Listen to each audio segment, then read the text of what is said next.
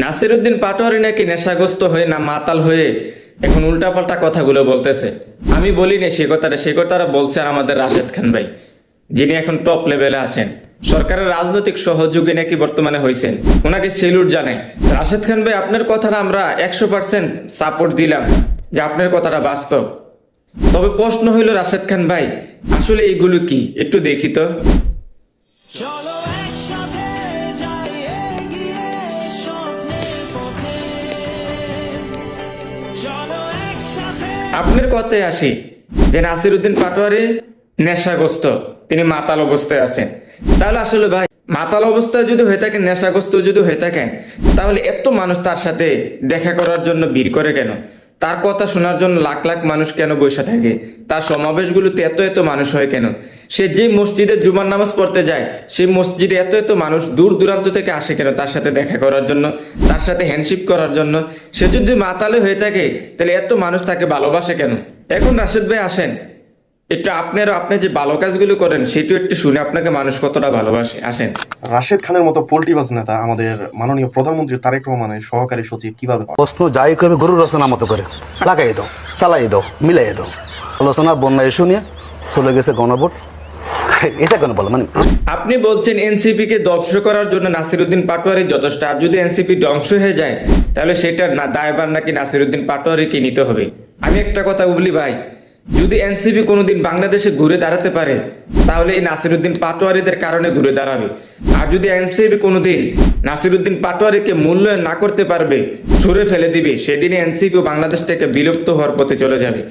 আরেকটি কথা বলে রাখি, বিএনপি যদি কখনো ধ্বংস হয় তাহলে আপনাদের মতন চাটুকারিতার কারণে বিএনপি ধ্বংস হবে। আর যদি বিএনপি কোনোদিন ভালোভাবে দেশের মানুষের কাছে ভালোবাসা নিয়ে দাঁড়াতে পারে তাহলে আপনাদেরকে যেদিন দল থেকে ছিটকে ফেলে দিবে সেদিনে বিএনপি বাংলাদেশের ভিতরে মাথাচাড়া দিয়ে মানুষের ভালোবাসা নিয়ে দাঁড়াতে পারবে। রাশেদ ভাই, দেশের মানুষ এত বোকা না। দেশের মানুষ কোনটা মাতাল আর কোনটা চাটুকার, কোনটা নেশাগ্রস্ত আর কোনটা চাটুকার, এটি দেশের মানুষ ভালো করে জানে। রাশেদ খান ভাই, আপনাকে যে মানুষ কতটা ভালোবাসে, আপনার একটা স্ট্যাটাসের নিচে কমেন্টে যখন আমরা যাই তখন দেখা যায় আপনার প্রতি দেশের মানুষের ভালোবাসা কতটুকু। আপনার তো সেই মানুষ, আপনার তো সেই রাশেদ খান ভাই, যিনি ওই কাকে জানি মা বলছিলেন। আসেন একটু শুনি। সর্বশেষে আমাদের মমতাময়ী মা দেশ নেত্রী শেখ হাসিনাকে আমার আপনার নিজের মাকেও মনে আপনি এরকম ভাবে মমতাময়ী মা কখনো বলেন নাই। আপনি ওই লোককে কিন্তু মা বলছিলেন, তারপরেও কিন্তু দেশের মানুষ আপনাদের উপরে আস্থা রাখছিল, ভালোবাসা রাখছিল, আপনাদের সাথে আন্দোলনে যোগ দিয়েছিলেন। আপনারা যখন রাস্তায় মাইর খাইতেন তখন এই নাসিরউদ্দিন পাটোয়ারিরা আপনাদেরকে গিয়ে সাহায্য করতেন, আপনাদের পক্ষ নিয়ে কথা বলতেন। এখন তো আপনারা দেখা গেছে সরকারের অনেক বড় বড় পদ পেয়ে গেছেন, ভুলে যায় না পিছনের কথা ভাই। এমন একটা সময় আসবে দেখবেন রাস্তা আপনি বাড়িতে পারবেন না। আপনি বলছিলেন না নির্বাচনের পরে নাসিরউদ্দিন পাটোয়ারি যে ক্ষমতায় আসুক, জামাত আসুক আর বিএনপি আসুক, নাসিরউদ্দিন পাটোয়ারি রাস্তা নামতে পারবে না। কয় জায়গায় তাকে ঠেকাইতে পারছেন? ঠেকাইতে পারেন নাই। দেখেন তার সমাবেশগুলা,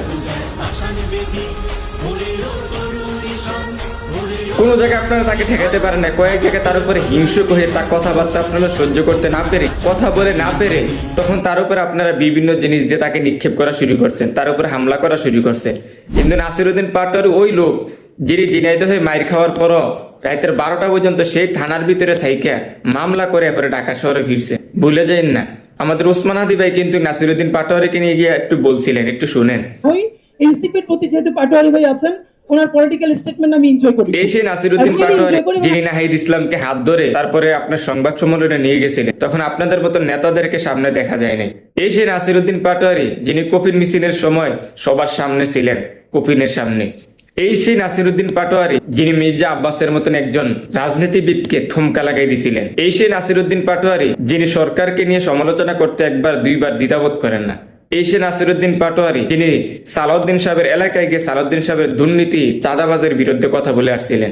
এই সেই নাসিরউদ্দিন পাটোয়ারি যিনি নির্বাচন কমিশনকে পাশের চেয়ারে বসিয়ে তার সমালোচনা করেন। এই সেই নাসিরউদ্দিন পাটোয়ারি, যে নাসিরউদ্দিন পাটোয়ারি সারা বাংলাদেশের মানুষের পক্ষ নিয়ে কথা বলেন। এই সেই নাসিরউদ্দিন পাটোয়ারি যিনি বলেছিলেন যে আমার আরেকটা কর্মীর উপরে যদি আঘাত পড়ে তাহলে স্বরাষ্ট্র মন্ত্রণালয় আমি ঘেরাও করব, স্বরাষ্ট্রমন্ত্রীকে পাকড়াও করব, তারপর তাকে জিজ্ঞেস করব তোমার দায়িত্ব কি।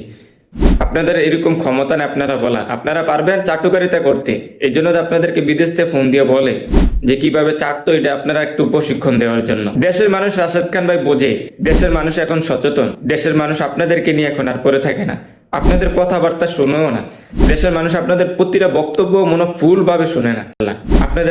আপনাদের মতন চাটুকাররা, রোডীদের মতন চাটুকাররা দেখবেন এইভাবে বিলুপ্ত হয়ে যাবে।